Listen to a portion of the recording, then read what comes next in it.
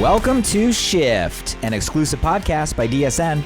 I'm your host, Blake Mallon, and this is where high-performing entrepreneurs and experts share their most powerful shifts in mindset, skill set, and strategy to help you accelerate your business and amplify your impact. I challenge you to be present, open your mind, and let the shift begin. Welcome back to Shift. I'm your host, Blake Mallon, and this is going to be a very special episode. We just passed our first full year of Shift. I can't believe it's already been 1 year. We have been getting together and having the chance to get access to such incredible, inspiring leaders from across the channel. Over the last year, we have had a chance to sit down and have candid conversations with 29 different industry icons from 25 different top respected companies across the direct selling channel. Where else can you get access to the caliber of leadership in such a honest, trusted, transparent format for free to help you grow and excel within your direct selling journey? And for this episode, I wanted to celebrate 1 year and all of the guests and all of the shifts and all of the insights with a special collaboration episode featuring one of the most significant highlights from each and every one of our guests in the first year of the show. Now, I think this is going to be one of the most powerful podcasts or videos you can find today in the direct selling channel, a montage of the best from the best of the best in one concise place. And I hope it not only adds tremendous value to you wherever you are on your direct selling journey, whether you just got started, whether you're in a season of climb or acceleration or momentum, or maybe you're navigating the season of shift we're all in right now. I think this is going to be something special. And if you've been following the show, an awesome reminder of some of the highlights and amazing personalities we've had the privilege of learning from. Now, I want to tell you, my honest hope is also that this becomes a conversation that really gets shared as an introduction to a whole new, broader, wider audience of direct selling entrepreneurs on the work we are doing here with Shift. So if you're ever going to share a show with people that you know are on a similar journey, this would be the show to share. Now, with that in mind, I do want to give just some quick context to all of the newer listeners that I know are going to receive this episode. First, by maybe just doing a quick introduction of who's this guy talking. For those that we've had a chance to build a relationship over the last year, I love our time together. I love all the messages, all the DMs on social. For those that are newer to the show, or maybe have just wondered, like, who is this Blake guy that is interviewing all these amazing rock stars? I'll give you the very short version of my story. So I have now been in the direct selling channel for over 25 years. Kind of crazy for me to even say that. 25 years. First 5 years as a top earning distributor in the field, came from the field. It was this industry that inspired me to make the leap into entrepreneurship when I was 19 years old and got that message from my college dorm room, true story, and made the leap in entrepreneurship. 5 years in the field, top earning distributor, then found myself for 15 years on the founder and ownership side, building a brand from idea, like coming up with the name and brainstorming like in my mom's living room one day, to growing a company that went through all the seasons: scrappy startup, humble beginnings, right, struggling scale, to a crazy, momentum season on the founder ownership side, and everything in between. And then also the last 5 years on the executive and advisor side for work I'm doing, not only with the company I'm currently the president in, but also with DSN and the Shift podcast and everything we do with this amazing direct selling news community. So all sides of the fence, kind of a crazy perspective. And without getting into the details, let's just sum it up as I have been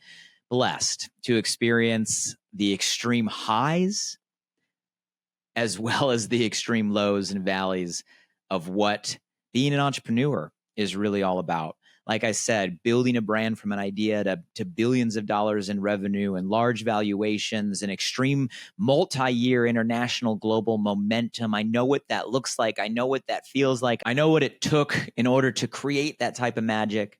And then also have had to navigate the other side of what it feels like to go through crazy falls, to be presented with challenges, some in your control, some outside your control, and what it means to be an entrepreneur that has to navigate that and show up and lead communities through all of that. So I have the wounds, I have the scars. Some of you guys that have been following the show, you probably can tell in context when I ask the certain questions, it tends to come from a realm of experience.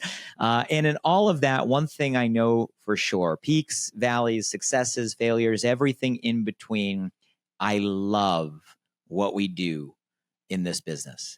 I love how we inspire entrepreneurs. I love how we empower people with a platform, products, services, community, education to not only grow a business and grow an income, but really grow as a person, as a human being into our potential. I honestly think, and I've been around a lot of business, have investments, friends in traditional companies, right? CEO circles.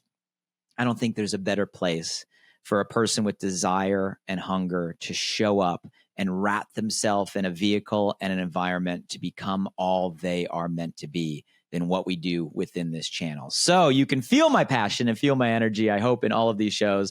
And that's the type of curiosity I try to bring in all of our conversations with all of our guests. And I'm so humbled to have a partner like Direct Selling News as the platform behind this show.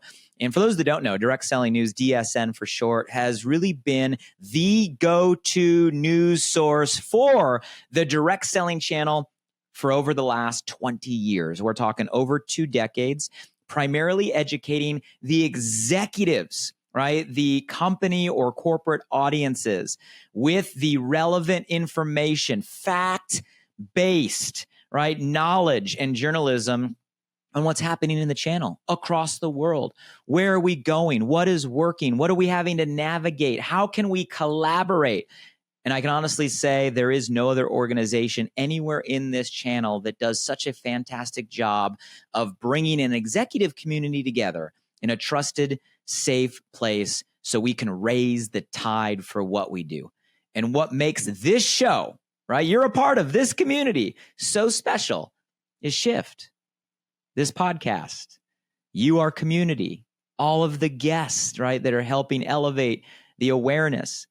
This is the first step in 20 years that DSN has made to bring that same level of, let's call it professionalism, credibility, relevance, and a cornerstone of trust to the distributor communities all around the world. And I'm humbled to be able to sit in the seat and have the conversations and attract such incredible leadership from across the whole channel to share vulnerably, real, their stories, their insights, their highs, their lows, how they overcome, and most importantly, what is working today, not 15 years ago, right? What is working today? Real leaders generating real results and giving real information on what you can do to accelerate your desire, your passion, and your business in the season of shift that we're all in right now. There is no other place in the channel, and trust me, I'm aware, where you can have this type of access to this quality of conversation for absolutely free, for just showing up, being present, opening your mind, and being willing to listen and learn from the experience, the journey, and the wisdom of people that are where you want to go. So thank you for all of you that have been following the show for the last year. And for all of you that maybe got this episode shared to you, welcome to an amazing community. I look forward to learning with you, growing with you, being curious with you. And with that, I want to turn it over to the highlights from our first season of Shift, all of the leaders and some of the most impactful insights in their journey. And I know this is going to be a huge value to you. And I ask you to share, if you get value, this conversation with everybody else in the channel as we continue to elevate and rise together. So with that, I'm going to kick it over to our amazing Shift guests. Enjoy. We've all seen in this industry, someone goes through that shift, that change, that doubter, and they get knocked out of the game, or they feel like they have to go a different lane, right? Or a different direction, or try something totally new. And I'm willing to bet for you to do what you've done, as long as you've done it, you've had to reinvent yourself in the same place. So talk to me about, like, instead of having to change your environment or change your story or find a new vehicle, how do you reinvent yourself in the same place over and over and over again to stay relevant and consistent? Would love your insight there.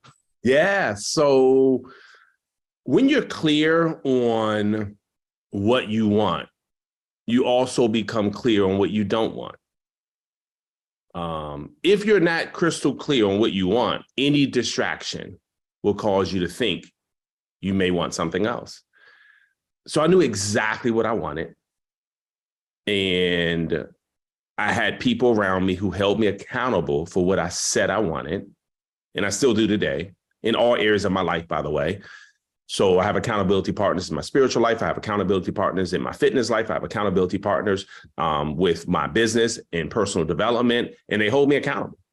Hey, what'd you get out of the chapter today? And my gosh, if I didn't read, what am I going to say? Oh, it was good. That's how you know someone didn't read, by the way, Blake. It's like, oh, yeah, it was good. Right? So my point is that, so accountability, being clear on what I want. And when I'm clear on what I want, I know that I'm not getting it where I am. So it causes me to get in different rooms with different people so that I can take that value back to the lane I'm currently in or on. So here's my point.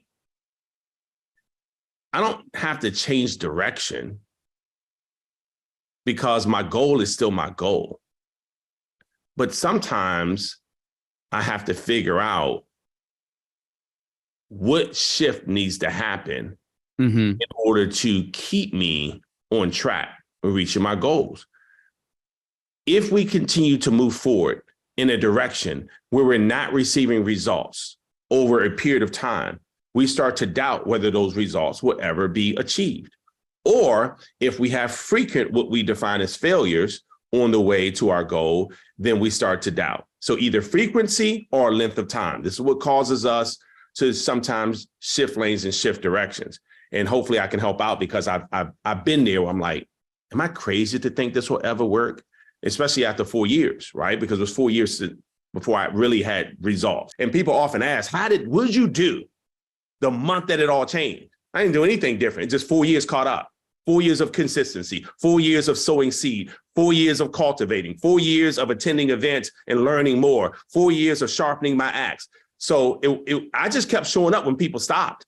I kept sharpening my axe when people stopped. I kept sowing seed when people stopped. So it wasn't like I did anything different. I didn't get off the highway. I may have gone to the slow lane instead of the fast lane, but I was still heading in the right direction the entire time.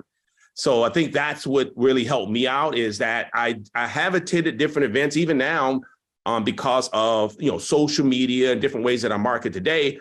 I've invested in myself in mastermind events, et cetera, so that I can reinvent myself, reinvent my personal brand, so that I can still be attractive in an environment where people are looking for something different than they were 20 years ago.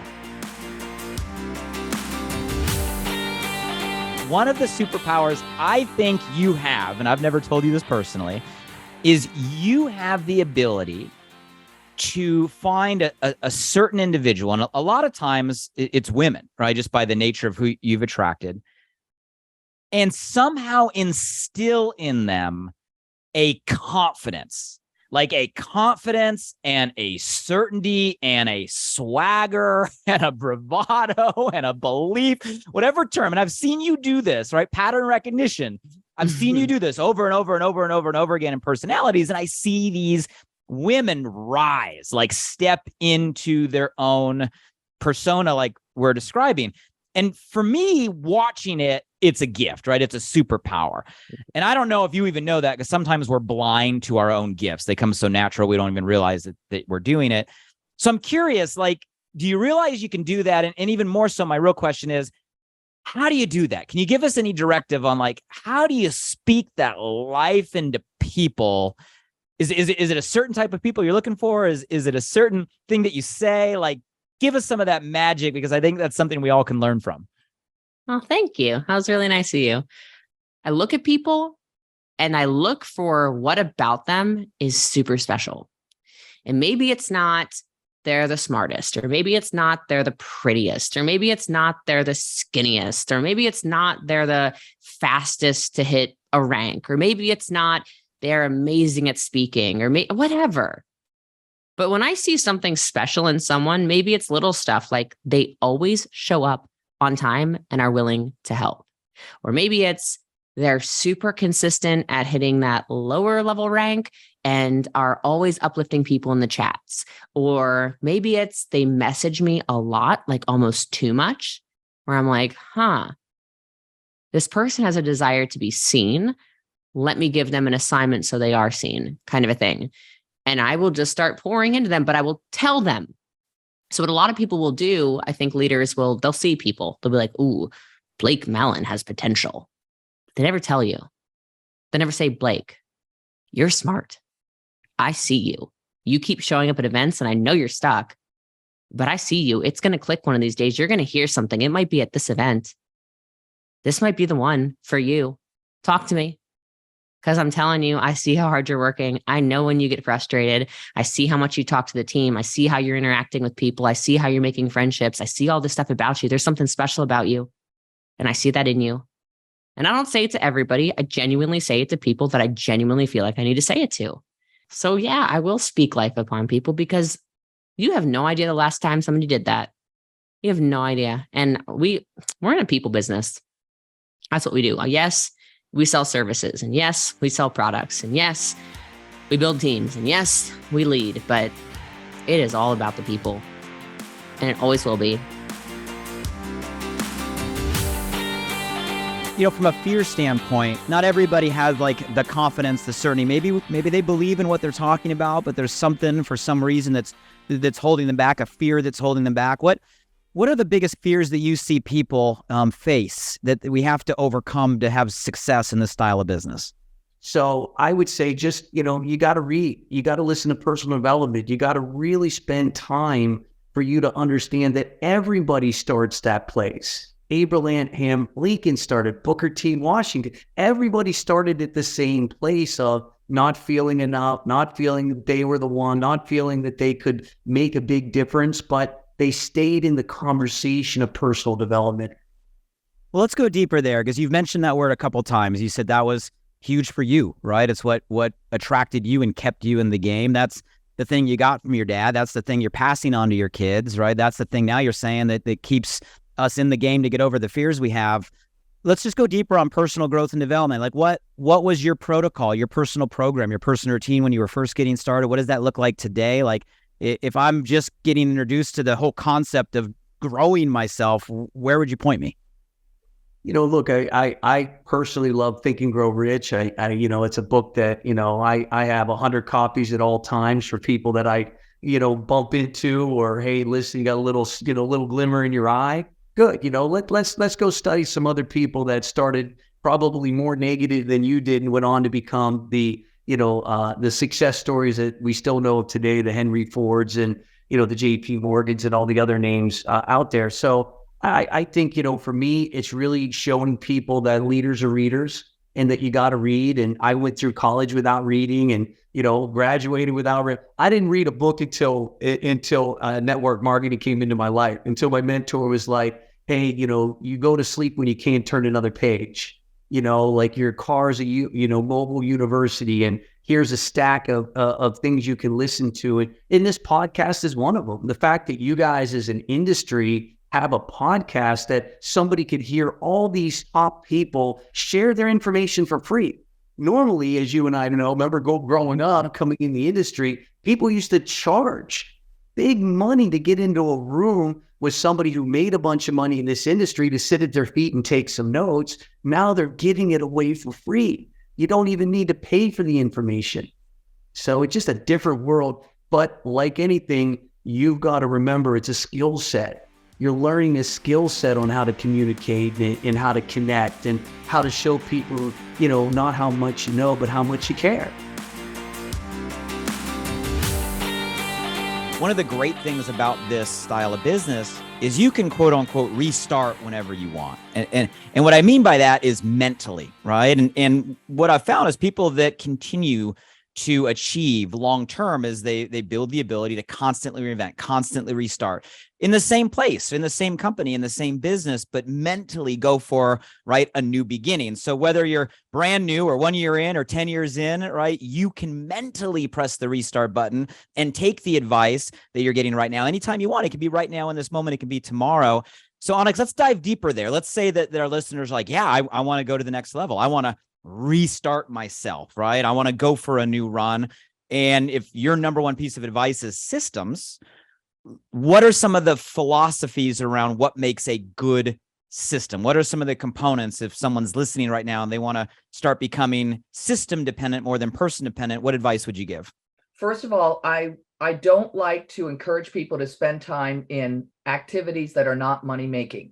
So if you already have a system in your company that is working, plug in. Start using that, because you can spend days, weeks, hours, months, even years building systems that won't produce money-making activities. And what are money-making activities to me? It's enrolling people into your business. So you need to find out if you have a system that's already working in your company. And if you do, I encourage you, how do I plug in? How do I become a part of that working system? So do that. If you don't have that, then you're going to need to figure out what's going to work here. And this is a bigger Rubik's Cube in order to dissect, because there's different things that I find that are successful in today's systems. And some of it has to do with your company, with your product, and who's your avatar? Are you attracting the 20 and 30-year-olds? Are you attracting the 50 and 60-year-olds? Are you getting more women? Are you getting more men? So you've got to think about all these things, and you've got to think about your product. And how do I want to teach the regular person with no network marketing experience how to build a company? Because in network marketing, it's not what you know that builds, it's what duplicates. So it's not that I can speak for hours about my product. Who cares?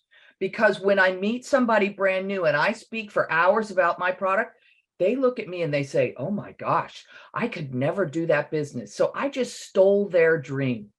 Instead, even though I can speak for hours about my product, I don't.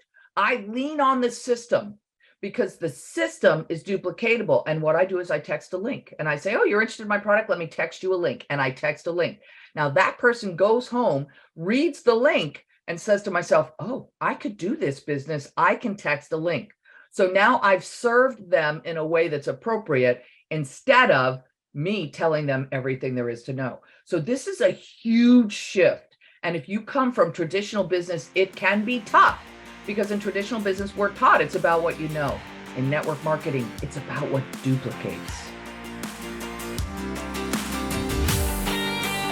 Sometimes we give ourselves guilt, especially achievers. And I know a lot of people that are listening to this show, probably have a common theme of we're achievers, we're producers, right? We're ambitious. And sometimes that mindset, we are the hardest on ourselves.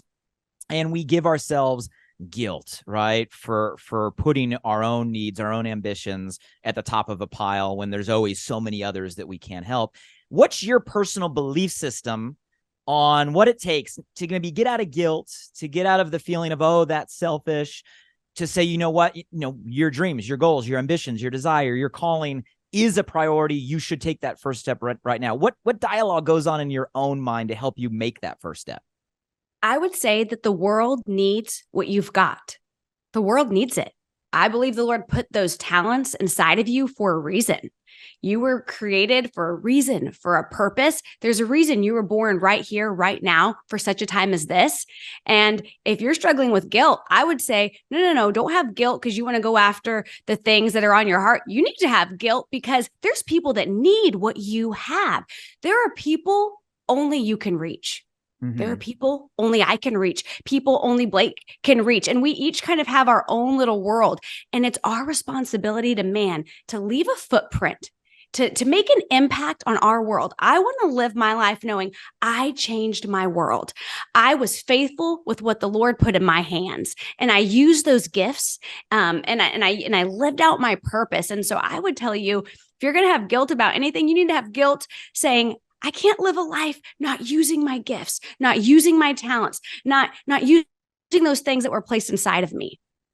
I love that. I mean, that's a huge mindset shift, right? Instead of thinking that it's selfish to put your dreams on the top of the list, your callings on the top of the list, it's actually selfish to not use the gifts and the talents you've been given for a greater cause. Like, that is a huge shift. So if you're out there and you know there's a direction, you have that calling, but you keep putting everybody and everything on top of the to-do list every day, and you're not getting to that thing you know you need to, there's a shift that Sherry Lynn just gave you. That is the most selfless thing you can do, is to use your gifts to go make an impact.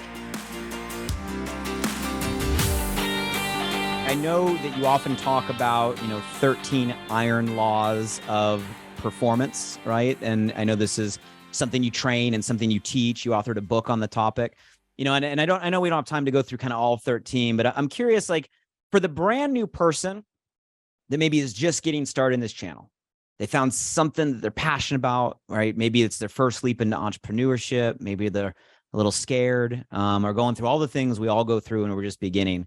Which one of those laws do you think you would give as a gift, right, to someone who's just getting started in this channel? I think it's two thoughts that I have. In this stage of my career, I would say that if I had to tell my 22-year-old self, when you first got started, I would say enjoy the journey. Because I've chased destination after destination after destination. Income goal, number of transactions goal, how many people I were to recruit goal. But once I got there, guess what? It didn't feel as good as I thought it would. So enjoy every single day, enjoy the journey, be attached to the process and less attached to the results. Mind you, yes, we have to keep our end goal in mind at all times, but don't be attached to the outcome. Show up, pay attention, tell the truth, work hard, and don't be attached to the outcome, which is my next point, is detachment. When things are good, let it go. When things are not good, let it go. When you're happy, let it go. When you're sad, let it go. When you have problems, when you have stress, let it go. How do you let go? Is you get back into the work. Do your best and forget the rest. I always say this now. Just put in an honest day of work today, just one day today, and you're absolutely exhausted at the end of the day. That's all you can do. You have to let the rest go. So control the controllables and let the uncontrollables go. We can't control the economy. We can't control interest rates. We cannot control inflation, but we can control working on our mindset. We can control working on our skills on a daily basis. We can control our attitude, approach, and expectations. So just work on that and be sure to enjoy the journey every step of the way and be detached to the outcome, but attached to the process. Where I see people get off track, especially when you're like, I'm in alignment, I'm doing the things, I'm thriving, I'm working my business. They're looking in other lanes, right? They're looking in, well, what this leader's doing or what that leader's doing, or maybe what somebody in another company is doing that's working. And they're not staying true to who they are and who they're meant to serve. Because in this industry, it's like, yes, we all have products and services, and that's our platform. But it's like, how are we using that to serve and to find a solution to a problem, really, right? And so I think the world right now, the shift that I'm seeing is people are wanting real authenticity. And I'm seeing, and I'm coaching my team in stay true to you, stay in your lane, stay true to you. And that honestly is resonating with people. I love that. And that's true, right? Everybody's staring at everybody in the industry on Instagram or TikTok or all the places. And it can be so easy to be, oh, I want to try to do what they're doing. I want to, channel this person. And at the end of the day, doing that is getting you further away from who you are and your authentic message and the journey you're on, and all the things that you're telling us and sharing with us, creating that energy. So I love that. It's beautiful. And the good thing about that is everybody can do it. Everybody can be themselves and share their story genuinely. Just let go of trying to do everything else. That's right. And be patient with yourself. Like this, you've got to like build this muscle too. You've got to build this presence, this courage, this sort of comfortability with putting yourself out there. I mean, entrepreneurs have to put themselves out there. I mean, that in and of itself is extremely scary and exposing you to extreme judgment. But it's so much easier. I mean, I know from the beginning, when I first started, I looked at a lot of big leaders and I did try to mimic them. It never worked. And I was like, oh my gosh, what am I doing wrong? Maybe I'm in the wrong industry. Maybe this isn't for me. Maybe I'm not a good network marketer. Maybe I'm not a good leader. I'm here to tell your viewers, you are all incredible network marketers. You just have to be yourself and find your way and be patient in that journey of finding your way. And honestly, if I tried to be all these other amazing big leaders, they're doing what they do, right? And that's unique to them. And that's taken. They're doing them. The world needs you to do you. And you will always, always, always find what you're looking for. Are there any habits that you have found doing consistently lead to success in this space? Things that you have adopted, you've given us a few already, or things that you've seen others in your team adopt that have led to where they want to go at kind of the daily habit level? I'm curious. I would say is self-care. So you may think, man, self-care. Yeah, I know. If you're a top leader and you're listening to this, you probably don't even know what self-care is right now because you're running 100 miles an hour, right? I've done that too. But in the moments, in fact, I was just having a conversation with our CEO yesterday, and I said, I have learned in the last 6 months boundaries. I have to give myself boundaries. So I will work from the second I get up till the second I go to bed, and I'll be like, family, what? Who are these people in my house? And it starts to wear on you over time, right? And so you're just not as fresh. You're not as ready. You're not as on it. Not as on fire when you don't have those boundaries. So I love to have the boundaries, and within those boundaries, allow myself things like that I never did until 6 months ago, working out every day at the gym, taking time to go shopping if that's what I want to do, read a book and not feel guilty because I'm sitting on the couch. You have to allow yourself those things because then you're fresh and you're ready. And now I feel so much happier, so much more cognitively aware of all things going around because I think I take the time for myself a little bit and have some friends and have fun with my family, get to work out. And guess what? I still get to do my power hour and I have plenty of time to get my work done. So if you're concerned out there that you don't have time for self-care, you do. You just have to schedule it in. It's so important. Thank you for sharing that because it is a reoccurring pattern with achievers, right? We go, chase more, put everybody else ahead of ourselves. And we tell ourselves that we're doing this for others, but over and over and over again, that just leads to the same place. It leads to exhaustion. It leads to burnout. It leads to people showing up, right? Not at their level 10. So thank you for sharing that. For all the listeners out there, it is important, right? Don't wait until life gives you a forced wake-up call to make sure you're putting yourself first, not just for you, but so you can show up as your best self for your team, for your family, for your community. And I've heard you now say a couple times, you had to be humbled. What did you do in order to grab the power, in order to grab the energy, in order to grab the discipline to continue to power through when you were in that time? Because so many of us, we're going to go through it. We're all going to go through those times, right? There might be a listener right now that's going through one of those valleys right now. Give us some insight when you were in that moment, not now looking back, but when you were in that moment, what got you through? What tools did you develop? What did you rely on that allowed you to come out the other side? Here's one of the most important ones that I can share with people: perspective. And what the thinker thinks, the prover proves. So this is so important. I can literally help anyone today get to where they need to go, because I think we've generally got three types of perspective. One is poison. In other words, it's literally killing you. And people bring to it, I am no good. No one wants my products. In other words, they have an absolute view of the world, and that is poison, particularly if it's negative, because what the thinker thinks, the prover proves. You'll go out and prove that. There's another one, which is perspective is poison. The next one is it's a prison. In other words, that prison is keeping you inside a box. You're locking onto something, but you're locking something else out. Does that make sense, Blake? In other words, and a lot of people have this one, and you got to learn how do I coach people out, and I'll give you how I did that. And then the other one is a powerful perspective. In other words, it's a growth perspective. It's a possibility perspective. And that's the one you're looking to get people in. I'm curious your perspective on developing people. We might have someone that just joined and launched their business a week ago, right? We might have people that are in a plateau right now listening, or we might have people that are in an acceleration of growth season looking to take their leadership to another level. And I think everybody could benefit from an increased focus, right, on the path that we're on. Any tips you would give? Is there anything you do to kind of put the blinders on, eliminate the distractions that seem to be on demand everywhere these days, and actually stay a course long enough to get a result? Any tips?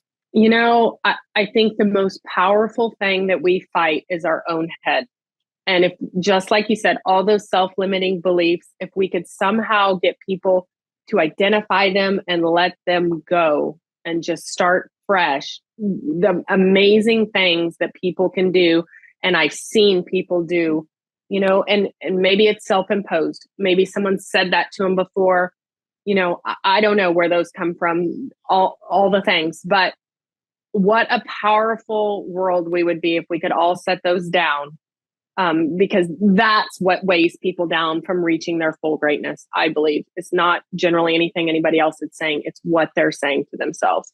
Like, I wish you could go back and show some of these big, just huge personas, like what they look like in their beginning, what their first three-way call looked like, what their first time on stage speaking looked like.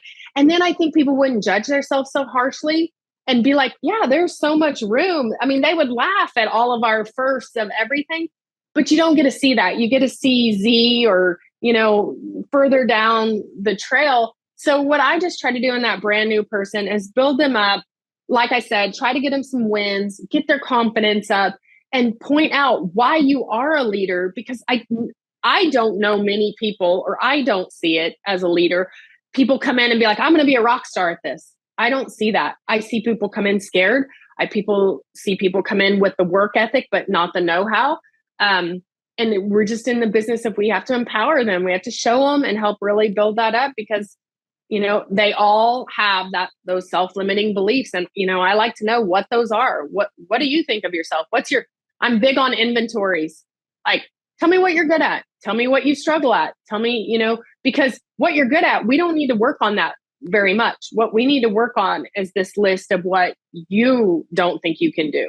That's what we need to be tackling.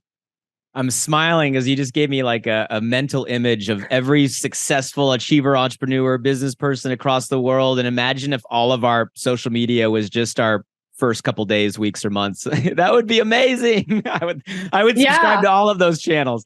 Like, are you so embarrassed when you see a Facebook post from 10 years ago and you're just literally like, I'm so embarrassed for you? Like, I wish as leaders we could put those moments up and be like, hey, this is us. Like, you're fine. You're doing way better than we were when we started. I always am like, if I can do this, you can do this.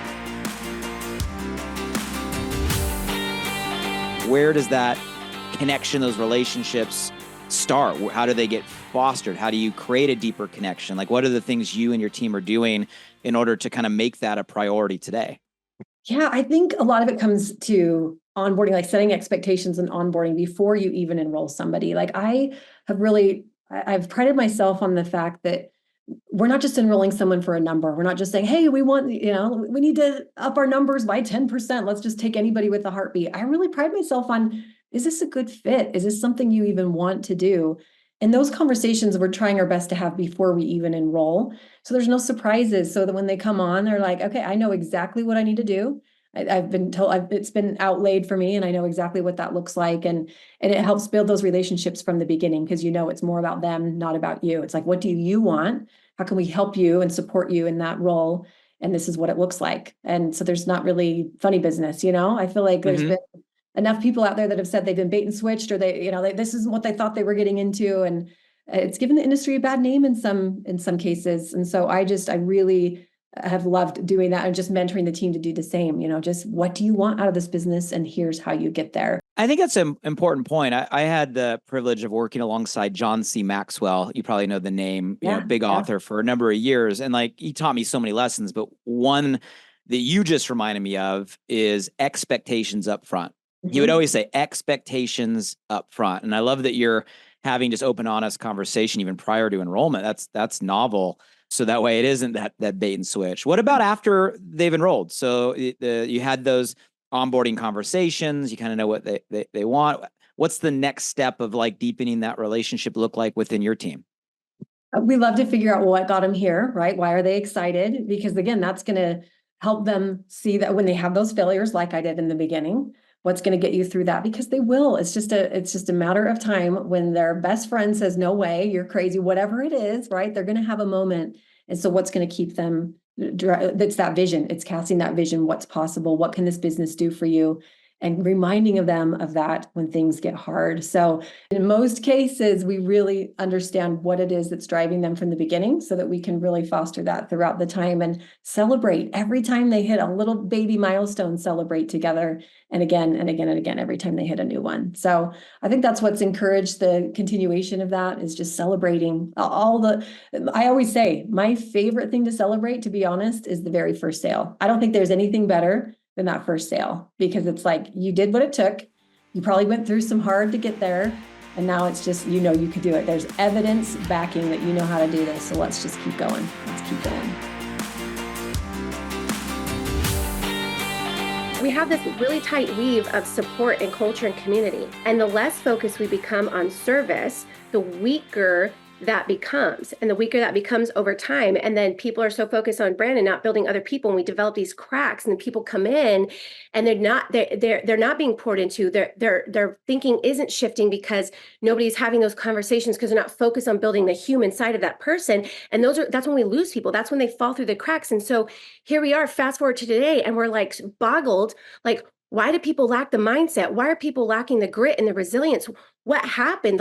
Why do people get tripped up on the littlest thing and then they bounce and they're out, or they've got shiny object syndrome, and the first time they see something that gives them a little bit of butterfly, or this, social media flipping through videos dopamine hit that we were so used to getting now that they just flee. Why is this happening? It's happening because we've spent if we go from 2015 to now, almost 10 years focusing on self and not service. And we have to change that. We have to bring it back, because in our industry, our number one asset are our people. And if we're not taking care of them, if we're not nurturing them, if we're not growing them, if we don't have the mindset as leaders to make them better people, we've lost value in our greatest asset. And that should be a huge wake-up call. If you're spending more time designing your brand than designing action plans for the people that have entrusted you with guiding them along this path, you got to rethink that. I mean, Andrew, what you're dropping right now is so deep and so right and so needed at a level of awareness across the channel. I mean, I hope you listening right now just got everything that she put out, because it is a shift moment and it is absolute truth. And I love the way the language and your ability to communicate is, it's a gift, but it's truth. In person to inbox, the industry went that direction. Service, and not fake service, not service because you got a bonus check on Friday, but a real intention of building people so they could build the business authentically. To self, are you spending more time building your brand than building your people? Gut punch. Like, look at your hours. Like, look at your hours. Honestly, it's a real conversation that needs to take place, and it's not being talked about. And I think that, when that thought kind of came of that shift and how that took place from service to self, we got to bring it back to service. We have to. That's so incredibly important. You absolutely need to know everything about your ideal client. Okay. It's like, who is she? What does she want? What does she think she needs to do? What does she actually need to do? What are her desired results? What are the results that you're actually going to get her? Okay. It's like six buckets, about 5 or 6 buckets.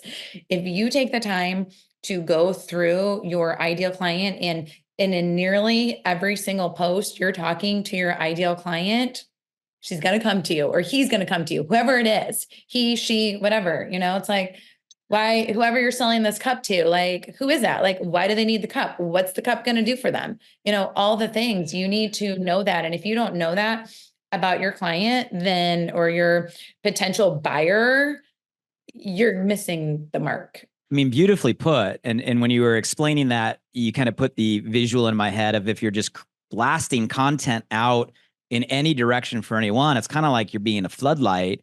But if you know who your target demographic, your avatars, you're saying your ideal client is, you kind of take that energy and focus it as a laser, right, to who you are going to support. So is that the way you think about creating content? So you answer these buckets you just eloquently gave us, and now you're going to create your reels or your posts or your stories. So are you literally thinking about the answers to those questions when you're creating that content? What does that look like for you? Always. So it's like, I know my client, she's in her 40s, 50s, or 60s. She is like, going through these different perimenopause, menopause stages of life. I know what she's struggling with. She's struggling with belly fat. I know she, is probably doing too much cardio. She's probably not lifting weights. She probably thinks she doesn't need to eat carbs. She needs more protein, but she doesn't know how to get more protein. So all of these buckets. So what did I do? Today I gave a recipe, but it's a high protein recipe. Yesterday I was like talking about, why she needs to eat carbs. Monday I'm talking about, or Tuesday, whatever, I'm talking about why she needs to eat protein, helping her through all of those things, and then when I'm promoting, yes, I'm talking about, do these things so you can see results, or don't do these things that she's, doing. So always thinking about either what she's doing, what she's not doing, what she needs to do, how she wants to feel, all of those things every time. I hope you guys are listening and taking notes, because Ellen is literally giving you a content strategy or a content map that's working for her in a major way.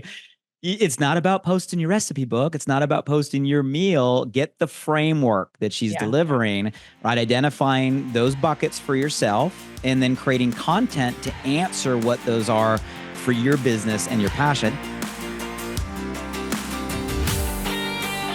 So I got my pen out. Principle. Give it. What is principle? Talk to us. I've always been fascinated, because the first time I heard it, the first time I gave thought to it was, of course, Stephen Covey. And he says, give a man a fish, you what? Feed him for a day. Yep. Teach a man a fish, you feed him for a lifetime. And I thought that really doesn't explain principles to me. It does, but there's something more.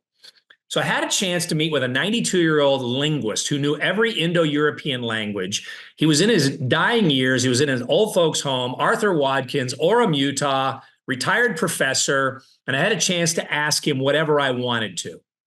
And he had his jeans rolled up, his Chuck Taylor tennis shoes, Converse shoes on, the black glasses hanging off the nose. And I said, what is the origin of the word principle? Everything slowed down. The room got still as he closed his eyes and said, P-R-I-N, strong, P-L-E, channel. When you are living true principles, those are the channels that move your life forward. That's why we don't want to mess with I am anything negative.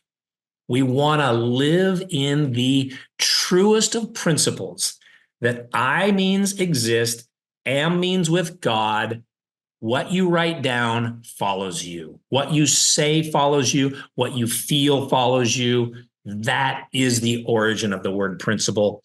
And I hope that that is a blessing in somebody's life today. Wow. I've never heard that. I never knew that, but my life, like yours, proves that to be absolute truth. Leadership. Oh boy. LEA. I learned this from Kevin Hall, who wrote the book Aspire. Again, Arthur taught us this. LEA means path. DUR means finder. Are you going to create the system of simplicity? Are you using AI technology? Are you using every technological advantage you can muster to create the greatest onboarding system for your customers and team members in the history of the world? You do that, you serve more people than anyone else that ever has been served, and you will be at the top of the comp plan, top of the world, top of the Elon Musk, and the people that serve the most are the people that are worth the most. What are some of the key shifts you're feeling are happening right now, kind of across direct selling? I'm actually really glad you asked that question because it's big on my heart lately. I'm personally, like I support direct sales. So I also, go with other companies. I shop from other companies, and you can't help but notice how you are or are not being taken care of. And I would say that in the consumer world and retail world in general, sales are down right now. So we're working really hard right now to keep our customers, keep them happy, and even harder to earn more trust of new customers. I think it's just really important now more than ever. We had a wonderful boom of social media for a while, but now more than ever, if we are not making those personal connections with these customers, we're not doing ourselves any favors. I would recommend what I've been trying to do is like if not once a month at least, I'm either sending something snail mail to my customers. It's like if you're not taking time, you're going to the mailbox or going to the post office and I really dropping am. something in.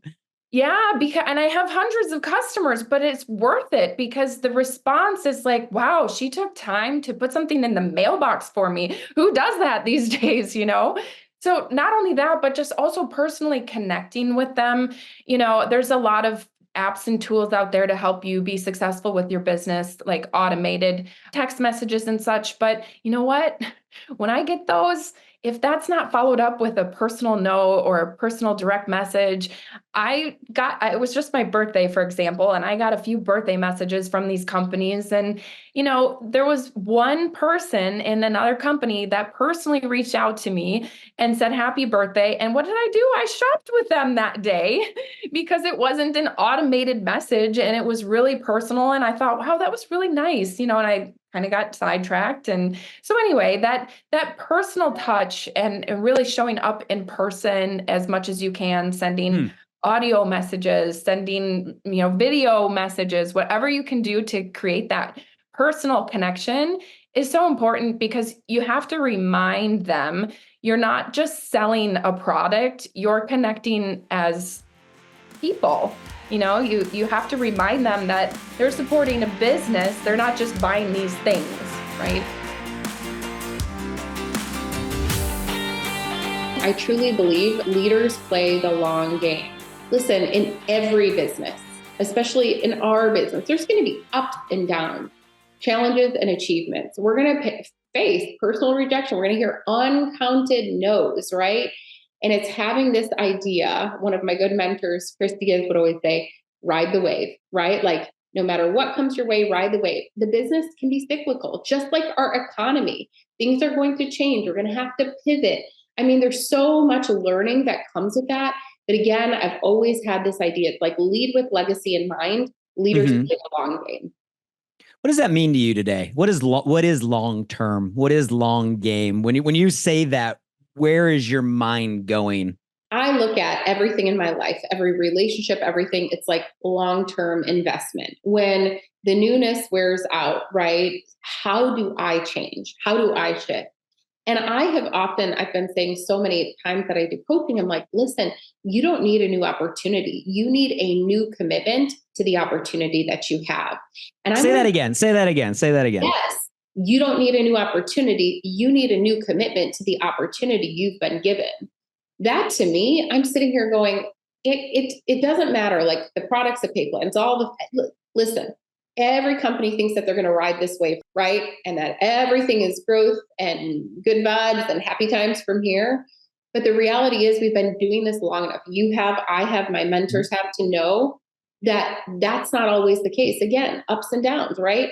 And so for me, it's how do I change? How do I shift in this season? Where are areas that I need to grow? For me, it's like, as a leader, I never stop bringing on board new people. I never stop getting them off to a successful start. I never stop sponsoring myself. I have never taken the foot off the gas in 17 years, right? So that to me, it's my name on the check. At the end of the day, I'm responsible for that and stewarding that really well. And also too, when times change, it's digging back in. It's having conversations with leaders, right? To be able to say, okay, so how do we start fresh? How do we lead in this season? And so, for me, leadership is everything too. It really is. I mean, it's so powerful. And obviously 17 years in one path and the level of success you are at today, right, is a testament to what you're describing. And I love the way you frame that. In my mind, when you were talking, it's kind of like, learn to reinvent yourself where you are, right? Or learn to grow where you're planted, which is the opposite of so much of the behavior we see just in entrepreneurship over the last 5-10 years. People ask me sometimes, Gloria, what's more important? Is motivation more important or is discipline more important? Mm-hmm. I personally think motivation is more important because motivation will get you on the grind where discipline starts to sit in. But you can't get it going until you're truly motivated to do that. So can anybody be an entrepreneur? I really do believe that many people can be an entrepreneur. There's small, there's medium, and there's large. And a lot of it is determined by how much they're willing to learn, change, and grow. So powerful. And I'm smiling as you talk about motivation, right? And I know you've been asked this a million times because I get asked this all the time. So I'm curious your answer to this, right? So let's say someone's listening. They're like, okay, well, I might want to be an entrepreneur. I want a path to that shifted perception around money and time freedom. I want to go to safari for the 7th time, right? With my family and friends and give more. But then there's always the question. The question always is, but Gloria, how do you stay motivated for so long? How do you get that motivation to have that courage? What's your answer when someone asks you that question of how you maintain that level of motivation? I think that the reason people lose their motivation is because they're not willing to pick a right now passionate goal. I think there's so much inside a right now passionate goal, not something that you're going to achieve in 3 years or 5 years, but can you get passionate about what's right in front of you? Can you get passionate about what's important for the next step? When you can learn to win and celebrate I love that. yourself and others in the next win, you don't get confused. Passion erases distractions. Wow. And we've seen it so many times where when you want to win something that you're passionate about, and it's not just winning. I tell people, if you have movers, we've all moved at one time. When you have the movers coming on May 1st and it's April 25th, you don't feel like it. You go to bed. I don't feel like packing. I don't feel like it's the 26th. It's going to happen. I don't feel like on the 30th, you are up all night. You don't get tired. You don't think about you're not seeing your friends. You don't even want to eat. You're so busy packing, because the goal of the drivers showing up on May 1st erases any distraction of anything that might have stopped you before. You can find boxes at 2:00 in the morning if you need them bad enough. We've all been college students. You can find what you need. So if you ask me what stops people from being motivated is they are they don't understand the magnitude of picking what's next. I read the word Teflon when someone was kind of describing your overall attitude, and we can see that right now. We can feel that. Here's my question for you. So there's like this Teflon. Well, first, what does that mean to you? How would you describe your kind of Teflon-like attitude in your own words? I'm curious how you see yourself. Yes. So I have to give credit where credit's due. I believe it was the great Zig Ziglar, one of my most favorite mentors that I never got to meet, who had this idea of the Teflon suit. And so I always tell my team, you have to pull the Teflon suit up every day. You pull it up to your neck and everything just rolls off it like water on a duck's back. All the side eyes, the family talking about you, social media haters that truly fuel me. Anyone in your business, it's like, oh, she's doing one of those things or he's doing one of those things.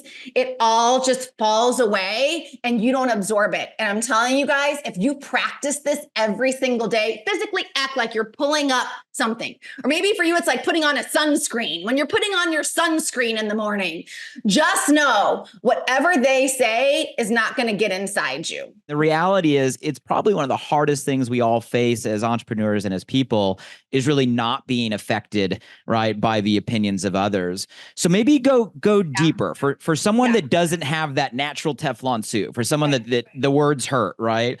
What specifically can they do or advice can you give for someone to start to develop this kind of Teflon? It is a practice. It's a muscle. Just like when you get on the treadmill or you go out for your walk, this is something you have to practice every single day and you will get better at it. But there's a mantra that I have that if it doesn't make me happy, it doesn't make me better, it doesn't make me money, I don't make time for it. And it took me years to not get in my car and cry after a bad day selling. You know, nobody bought my product that day. Oh, it must be me. It must be me. And that led me to find that it's not about being perfect. It's about being consistent. And if you're consistent with this practice of rehearsing the mindset to get out of your own way and focus on the outcome, if you do that every single day and you show up for your business, no matter what your business is, it could be a relationship. It could be, something you're trying to fix in your life. If you're showing up for that consistently every single day, you could physically move mountains with the mindset shift, showing up every day as the best version of yourself to serve the universe. The universe. Don't bring people down. Pull people up. It's not a hand out, it's a hand up. I recently was presented with a study, and one of the observations of the study of kind of this next generation, I think it was a study done worldwide on Gen Z specifically, was relating to, say, your and my generation. I think we're the same generation. And if we were to look at when we were coming up, and everybody that is in our age bracket, like the enemy was the 9-to-5, right? The enemy was that job. The enemy was that traditional path. The fear of that's not real security. You got to be an entrepreneur. Like that was what you and I think were probably brought up learning, reading, right? And then teaching.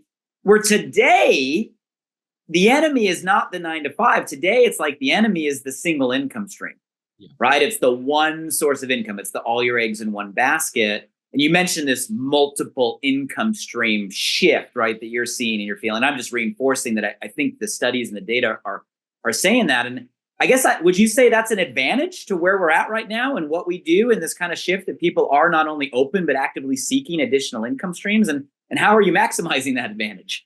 Yeah, I mean, it is a perfect storm, really. I mean, we are at a point in our economy, obviously for most people around the world, where one income, even a decent income, isn't enough for most households. Two incomes where you've got husband, wife, or two partners or whatever both working full time. It's not enough for most people anymore. And so there's a study in the UK that was done that we're leaning on a lot about what they're terming MEIS, spelled MIIS, as in multi-income individuals. And that study showed in the UK in 2017, there were 5 million people that had a second income or a side gig. But today, there's now 20 million people. So it's up like fourfold in 7 years.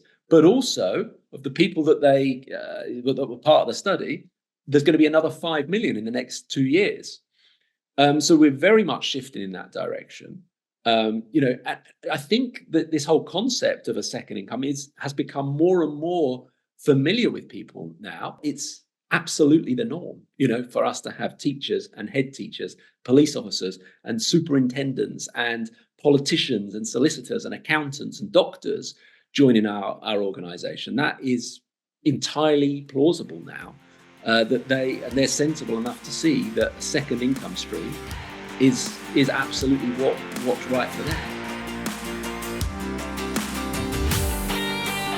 The buzzword over the last couple years has been authenticity, showing up authentic. And, I smile because I'm curious, what does that mean to you?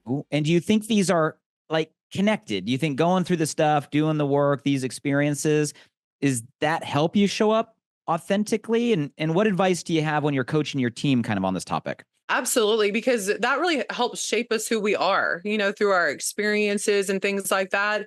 And then being able to put that out there. Some people don't feel comfortable talking about the fact that they struggled, and it's wild to me. And I understand that it can, trust me, I didn't like to admit that I crashed my business one time, and that I lost focus on the sight of what was right and what I should have been focusing on. My mind went down a money-driven path, a transactional path. And you cannot have a transactional mindset in this business, or if you want to help people and still have success, right? Because that's always going to come out. And so I had to be knocked down off my high horse for a quick minute, right? To reset and realize like what was actually important. And and those things, and admitting that and being vulnerable about the fact I didn't like to tell people that I had eating disorders or that I struggled with postpartum depression when it's supposed to be one of the happiest moments of your life. Like those aren't fun things to tell people, but so many of us are struggling. We are all in pain in some reason or why. That's why a lot of us start direct sales is because of a pain point, right? And to be able to put that out there and let people know who you are and what you've been through, it just makes that connection so much deeper. And that's really what being authentic is all about, and you shouldn't be afraid to show your true colors, right? And who you are, right? And I feel like people can sense that now more than ever. And if you're putting out your experiences and the way, what you believe, you're just going to attract the same kinds of people into your business even, or a following or whatever the case may be. You can connect with more people and serve more people that way. And I think it's just sometimes on social media, everybody likes to put that highlight reel out there, and we just think that that's normal. And it starts to make people feel really bad about where they're at in life. And for you to come in there and say, hey, sis, I am on the struggle bus with you. I have been there. They're gonna like that. They're gonna like it. There's gonna find a sense of comfort, and they're gonna start to trust you. And just being authentic is honestly the way to go, in my opinion. And you should never be afraid to admit with who you are and where you've been, because it's who you are. I'm also hearing in your guys' example, it seems like financial literacy, financial intelligence, maybe even more so than I hear from most leaders. Go deeper there. Is that part of that foundation? Do you guys have certain principles when it comes to finances that you're teaching and training? I'd love for you to go down that direction and something to be valued for everybody that's listening. This industry can be a little volatile sometimes too. I love this industry with all my heart, and I'm serious, but it can be volatile. So it's just like a professional athlete. They might be a professional athlete for a 3-4 year time span, but what's life after that? Mm-hmm. Right? You may be up on a high where everything is high in momentum, you're making money, but all of a sudden the tides can change. Lanika mentioned the pandemic a while ago. When the pandemic came, it was outside circumstances, and it caused this industry to actually rocket ship across the board with a lot of different companies. But what if it did the opposite? What if it caused this industry to actually take a dip? Then who would be financially prepared for that dip? And these are the questions you ask yourself, just like any other industry. Are you financially prepared? Because even the Bible says, just like you're having the good seasons of harvest, you're going to have the down seasons as well.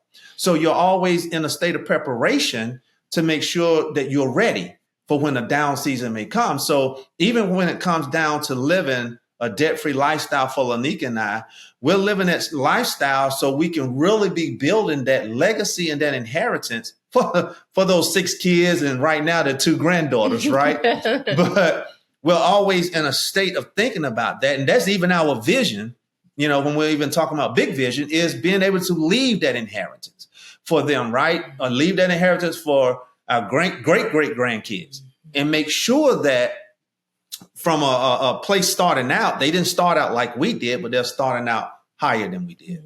Mm-hmm. And one thing that I would say, and we both would say, you know, it is not about how much you make, but it is about how much you keep, and you are wise with it too. Like, you have to have a vision. You have to have a personal vision for your household, and don't allow anybody for that sake to deter you from your personal vision. And so because Greg and our vision was so strong in regards to debt freedom, when things shifted, when things changed, when things stabilized, when there were dips, we were good. You know, I know you're a very disciplined individual. I'm curious, do you have any personal habits, personal routines you've developed that have kept you going, whether it be habits around kind of dream building or habits around goal setting or anything you've developed as a tool that's helped keep you on track? Maybe when you're going through that period, or maybe something you still use today? Absolutely. I believe how you start your day is how your day goes. And we have a choice on how we program ourselves. We can either program ourselves to just be more of what's going on in our life and more of the past, or we can program ourselves for the future. And it's actually not rocket science. It's very well known. If you go to any great company event, you're going to hear some sort of personal development. A lot of that is very similar. It's like how you think, how you feel, what you do, the act is what you end up getting. One thing I've learned over the years is you become conditioned to certain thoughts and feelings, and your body becomes addicted to those hormones, to those emotions. And if you're feeling stressed about your business, if you're feeling anxiety, worry, if you just are feeling doubt, well, guess what happens? Your body gets so used to those hormones, so used to those chemicals, that it makes you think thoughts in order to create that emotion inside of you, in order to get those chemicals. And we've learned this just through personal development. And the more I realize, well, shoot, if you're going to be addicted to feeling bad, why not become addicted to feeling good? So your default is what you want.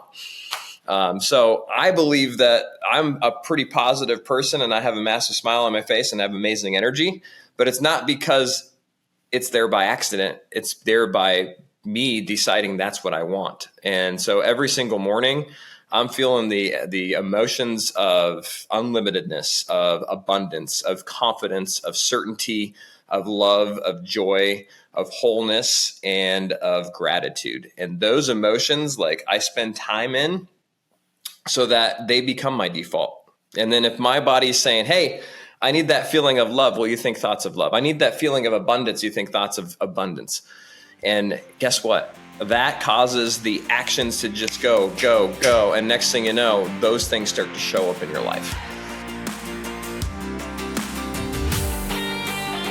You guys are independent leaders. You build different companies, different brands, different categories, different continents. What's your building style, Donna? How do you define kind of how you're actively engaging and building today? And then, Thomas, I'll ask you the same question. I'm curious if they're the same or they're different. There's a lot of things that have changed over the years, but in person has always been big for me. I lead an amazing team, and we've got a great system for trainings and everything. And I still personally enroll just to stay relevant and understand the game. Obviously, with shifting and being an author, I've opened up a whole new market for people for attraction. But so much of it, you're not going to see me out there in social media doing a lot to build my business there. Everyone is different, but that's just what's worked for me. And it's a great pace for me as well. Yeah, and one thing that I feel it's served me very well, it's to see people, like, work with people's strengths. And I think that's kind of the opposite, because most people try to make someone who they are not, like join us, but you have to do this, have to do this, have to do that. But when you have people and let them be who they are and elevate that, that will work out. And people are a little bit, I think it's a leadership shift from, you can lead with force, or you can lead from power. And I use power, like come from that instead of force. Go deeper there, Thomas. What do you mean by power? Where does that power come from? Empower people. Like you don't like, if you don't do this, you want, like, that's more force. You have to, and that also this is one of our go-to conversation too at the dining table. Like, how do you like motivate your team? And I think if someone that joins our business, when they see the compensation plan, when they understand it, and so on, for me, that should be the motivation by itself.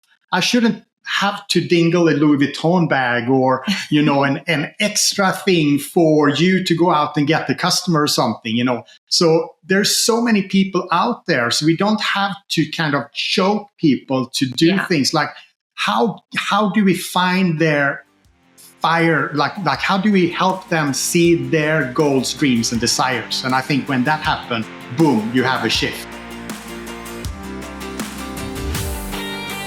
I would say trust is kind of like a big conversation, and maybe in most environments, kind of the lack thereof. So I'm curious, like your perception on just the topic of like, how do you build trust within your team, within your community, to kind of earn that right to lead them? Everybody's already heard this before. People do business with people they know, like, and trust. But if you've got a stranger, they don't know you, they don't like you, and they don't trust you. So immediately in that first conversation, they're not going to really know you, and they're not going to trust you. But you can get them to like you pretty quickly.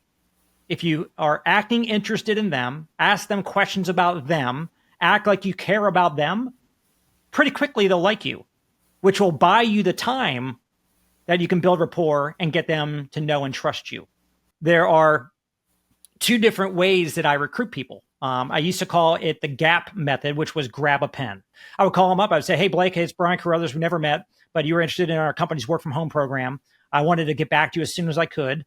And so I want to get you some information. Can you grab a pen real quick? And you would grab a pen and I say, all right, write down this phone number and listen to the recorded overview that explains what we're all about. It'll take about 10 minutes and we'll talk afterward. Real quick, no time to build rapport. I didn't get to know them. They didn't get to know me. I just speed going through the numbers. That's one approach, and it's still effective. The other one that you're talking about is slowing down to speed up, which is the rapport approach. So the way that I learn and way I teach people to do it is craft your story in a humble, vulnerable way where you say, hey, here's what was wrong in my life. Can you relate? Have you ever felt that way? Lack of time, lack of money, whatever. And you're seeking me too. And as soon as you got them saying or thinking, yeah, I feel you, brother. Yeah, I can relate to that. Well, so here's what I had to do. I found a mentor and I'm now working on a project. And I've never felt this excited about my future, ever. I finally found a solution to that problem. You want to see what I found? How in the world are they going to say, I got the same problem as you, but I don't want to see your solution? So when you can craft your vulnerable story, you appeal to their heart. They feel bad for you and they can relate because they feel the same way. And now when you introduce your opportunity to them, they want to see it. They want to hear it. What coaching do you give if we have someone in your team or your community or a listener out there that right now, like, they want a bigger life, right? They hear your story, they're inspired, but the minute they think about it, they do have that self-doubt, right? They do have that limiting belief. They do have that lack of confidence. What advice do you give to those people on how they can get better at overcoming, right, their own limiting beliefs that they're facing today? If you start to make your dreams, take pictures, even though you don't think I can afford, because dreaming is free. They don't charge for dreaming. So start to carry maybe clothes, maybe places, maybe the house of the dream, and make you bored. And every day when you wake up, see the drop, and you see and believe it, and working for a small codes, small challengers, small, until you go by one, you faith in you start growing and start growing and start growing. It's not growing right away, but also the most important is make small challengers to you, week, daily, monthly, yearly, and when you accomplish, you faith going stronger and stronger and stronger. So that is my best advice to you. If you start in this business, I told you it's not hard, but it's not easy. Everything depends on what you want. All people is emotional. And when you start to thinking, you say, oh, it's easy. But when you go outside and find no thanks, no, your emotion go down. Please remember this is part our job. Yes and no. If you find no's and no's and no's, you are in the right path. Probably if someone's listening to this right now, they want their business to grow, right? They have an aspiration. They're doing the work to plug in and learn from people, right? Like you with the experience. So let's say we have a goal. What guidance can you give to what you just said there? Like putting in the time, doing the work. What type of sacrifice does it take? What philosophies, right, or coaching do you give when it comes to like the time and the effort matching the aspiration? This industry is so beautiful because if you put in the time and the consistency every day of making those 5 to 10 connections, intentionally, posting on social media, intentionally sending those birthday messages, intentionally making other people's days, because you know what? People didn't wake up today thinking about you. Mm-hmm. They didn't. They're thinking about themselves. They're thinking about the stresses that they have going on in their life. And what if you could be the one that thought about them and sent that message that said, I woke up today thinking about you. I couldn't get you off my mind. I just want you to know, I remember when, and just encourage people. And that's literally when people ask what I've done the last 15 years, that's what I do. I just every day put in the reps. I consistently focus on my own physical health. I consistently focus on how I'm parenting my children and making sure that I'm filling their love boxes. And I connect with people every day. I make phone calls. I pick up the phone. I don't depend on social media to actually do it for me. I love social media. I think it's beautiful, but there's nothing like inviting someone to have a cup of coffee or inviting them to go to lunch or, hey, do you want to grab dinner next week as a family? Because people are lonely and they're feeling isolated. And this industry that we're in, it's so beautiful because we get to step into their world and serve them. And so it does take an investment of time. It does take getting up early sometimes and staying up late. But I'll tell you, my friends, do not sacrifice your personal, whether it be your prayer and meditation time. Don't sacrifice your body or your family for something. I mean, I believe there's enough time. We don't have we don't have date night every week, but we make it a priority a couple of times a month. Figure out what that is for you and your family. But it does take significant effort to move and to shift the massive dial forward.